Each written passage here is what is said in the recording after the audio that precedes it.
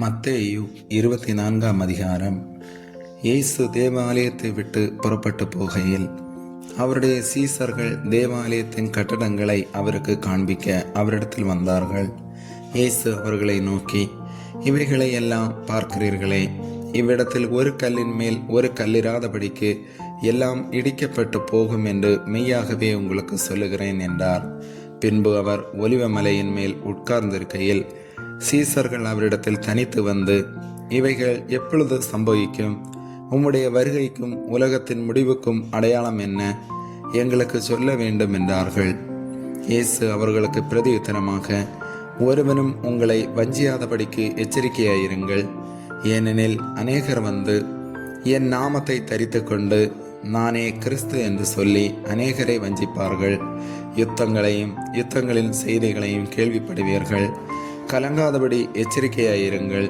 இவைகளெல்லாம் சம்பவிக்க வேண்டியதே, ஆனாலும் முடிவு உடனே வராது. ஜனத்துக்கு விரோதமாய் ஜனமும் ராஜ்யத்துக்கு விரோதமாய் ராஜ்யமும் எழும்பும். பஞ்சங்களும் கொள்ளை நோய்களும் பூமி எதிர்ச்சிகளும் பல இடங்களில் உண்டாகும். இவைகளெல்லாம் வேதனைகளுக்கு ஆரம்பம்.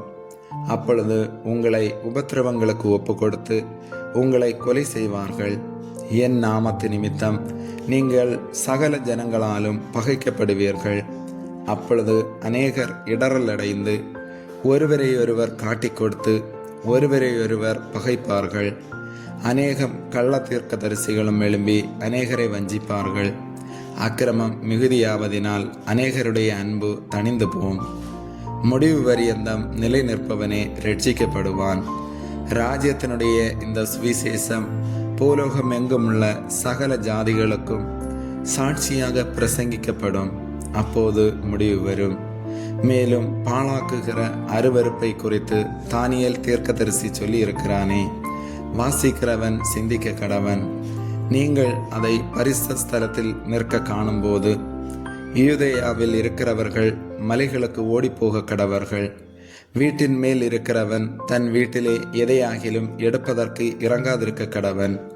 வயலில் இருக்கிறவன் தன் வஸ்திரங்களை எடுப்பதற்கு திரும்பாதிருக்க கடவன்.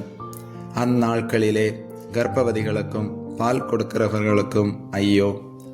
நீங்கள் ஓடிப்போவது மாரி காலத்திலாவது ஓய்வு நாளிலாவது சம்பவியாதபடிக்கு வேண்டிக் கொள்ளுங்கள். ஏனெனில் உலகம் உண்டானது முதல் இதுவரைக்கும் சம்பவித்திராததும் இனிமேலும் சம்பவியாததுமான மிகுந்த உபத்திரவம் அப்பொழுது உண்டாயிருக்கும்.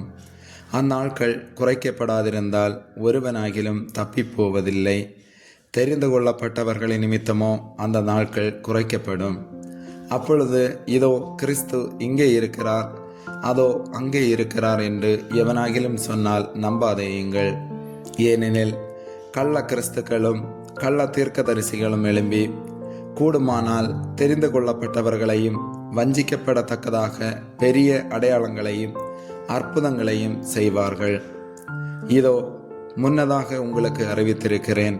ஆகையால் அதோ வனாந்தரத்தில் இருக்கிறார் என்று சொல்வார்களானால் புறப்படாதிருங்கள். இதோ அறை வீட்டிற்குள் இருக்கிறார் என்று சொல்வார்களானால் நம்பாதிருங்கள்.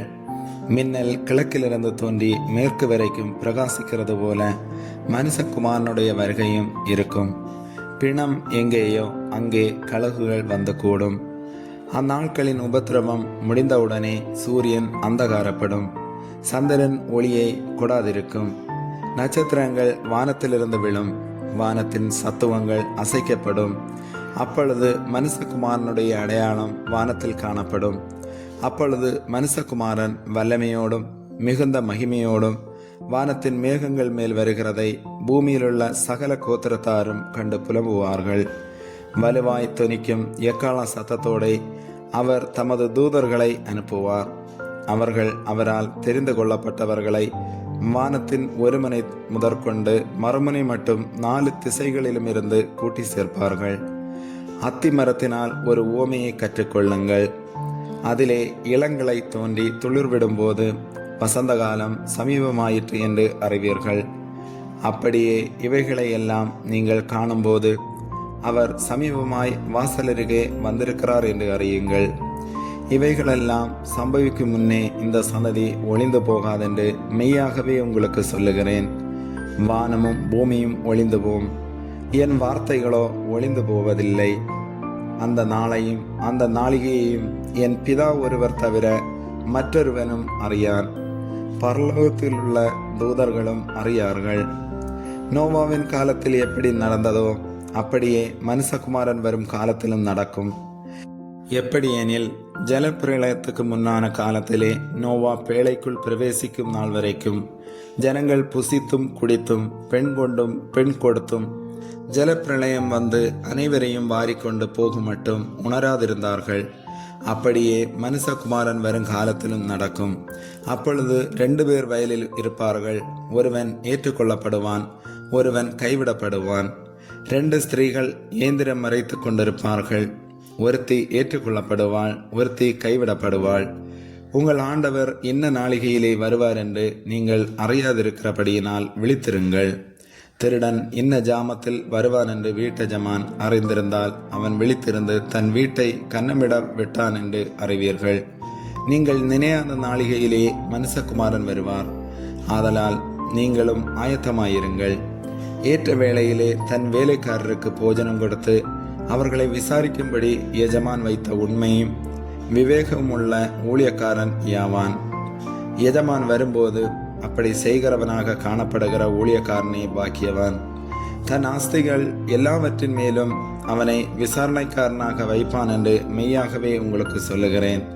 அந்த ஊழியக்காரனோ பொல்லாதவனாயிருந்து என் ஆண்டவன் வர நாள் செல்லும் என்று தன் உள்ளத்திலே சொல்லிக்கொண்டு தன் உடன் வேலைக்காரரை அடிக்கத் தொடங்கி வெறியரோடே புசிக்கவும் குடிக்கவும் தலைப்பட்டால் அந்த ஊழியக்காரன் நினையாத நாளிலும் அறியாத நாளிகையிலும் அவனுடைய எஜமான் வந்து அவனை கடினமாய் தண்டித்து மாயக்காரரோடே அவனுக்கு பங்கை நியமிப்பான். அங்கே அழுகையும் பற்கடிப்பும் உண்டாயிருக்கும். ஆமேன்.